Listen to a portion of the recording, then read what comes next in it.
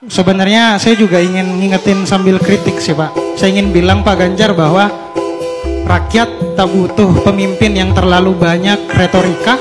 Rakyat tak butuh pemimpin yang terlalu maksa ikut tren sosial media hanya untuk mendapatkan suara anak muda.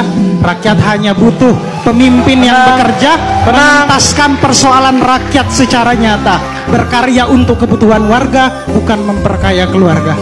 Itu betul. Ternyata saya tutup Pak terakhirnya. Memang quotable. Debat tetap pakai adab. Itu ngingetin sih, tapi saya nggak punya konteks, tapi saya Gen Z yang kelak akan menjadi pemegang narasi utama Indonesia.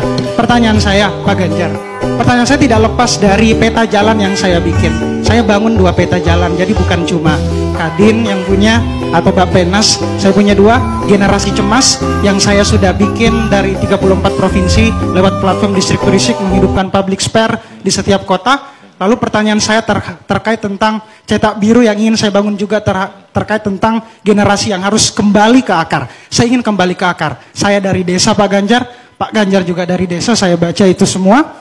Dan pertanyaan saya adalah, Bapak mempunyai program tepat di belakang Bapak. Semua pasti kerja, 17 juta lapangan pekerjaan. Saya ingin tahu konkretnya seperti apa. Narasi penciptaan lapangan kerja, ketersediaan lapangan kerja yang sustainable itu memang penting. Tapi ada yang tidak kalah lebih penting Pak Ganjar, yaitu regenerasi sektor-sektor yang strategis di desa, pertanian, dan kelautan. Seperti apa konkretnya? Karena ketika kita berbicara tentang data, the United Nations Population Fund atau UNFPA itu di 2035 bilang 200 juta penduduk itu akan memilih tinggal di urban. Sementara muda-mudi kita akan meninggalkan desa, kerja di sana, lalu tidak akan kembali. Lalu siapa yang akan membangun desa, bukan pembangunan di desa? Silakan. Keren. Gak usah banyak bicara, langsung bekerja. Ada persoalan rakyat, contohnya Lex yang cerita. Saya tidak bisa mengulang, tapi kamu mendengarkan dan melihat. Respect. Idenya bagus. 17 kerja, 17 juta lapangan pekerjaan.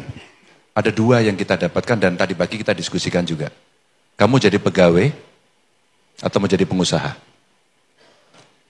Semuanya harus punya skill. Upskilling tadi kita sampaikan. Kalau kamu tidak punya, maka kamu tidak akan bisa mendapatkan. Kenapa saya buat SMK Jateng, maaf ya, saya ceritakan tadi, untuk keluarga miskin, tidak berbayar, dan langsung bekerja. Kan di sekolah itu sangat selektif, dan ini relate langsung atau ada teaching industry-nya. Maka dia bekerja. Dan di beberapa titik di dunia, Korea Selatan, Taiwan, Jepang, dan Jerman. Yang mencari siapa? Saya. Ketika kemudian itu bekerja, ketika dia belajar, lulus, dia punya pilihan. Kamu mau terus sekolah boleh, kerja di swasta boleh, ke luar negeri boleh. Prakteknya sudah ada, sudah kita kerjakan. Maka tidak kemudian pansos saja, tidak masuk medsos saja untuk mencari. Kalau itu kewajiban. Kalau saya tidak menggunakan itu, maka kita tidak kampanye. Maka cara berkampanyenya tentu akan menggunakan itu. Itu tidak bisa dipungkiri. Dengan berbagai hal, berbagai cerita. Maka diskusi ini akan menjadi menarik ketika kemudian apa yang mesti dilakukan. Kenapa kemudian sekolahnya harus accessible kepada yang lain? Karena kalau tidak, dengan cara apa kita akan bisa mendapatkan atau memberikan ilmu kepada mereka. Kalau mereka harus pergi dari desanya dan dia mencari penghasilan yang baik, mari kita balik kemudian dia untuk mau tinggal di desanya. Contohnya sudah ada, sudah. Apa? Karena insentifnya tidak banyak. Maka di desa itu yang adalah disinsentif. Disinsentif sosial terjadi, kerja di kampung ya kamu ya, orang kampung ya. Dan kemudian orang akan menjadi minder. Sosiologis, psikologis. Maka kemudian pilotingnya mesti dibuat. Saya bertemu dengan seorang pengusaha, ini harus saya ceritakan, menarik. Kenapa kita kerepotan soal pertanian? Pak, 5 ton per hektar saja produksi padi, itu sudah cukup. Di Sulawesi Selatan. Pabrik padi yang hebat itu.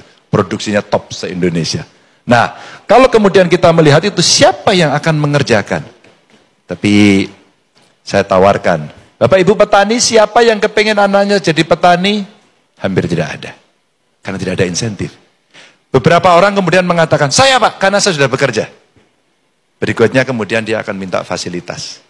Apa fasilitas yang diberikan? 1, pelatihan. 2, akses modal.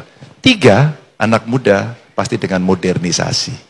Maka memuncullah kolaborasi-kolaborasi. Pak, saya bekerja di hulu, sekarang saya kolaborasi, kalau enggak saya carikan, ini punya aplikasi.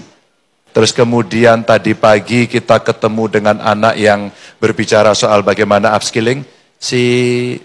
Siapa yang dari Boyolali? Yang di Boyolali punya aplikasi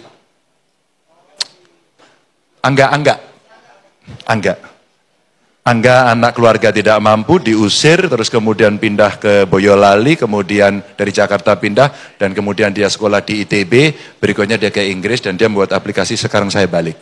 Dan saya kembangkan upskilling dari semua itu.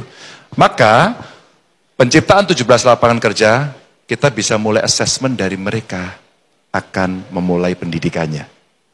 Kamu kuliah, kamu bekerja, kamu menjadi entrepreneur, Mas Arsyad masih di sini. Kira-kira pengusaha kita masih berapa persen, Mas?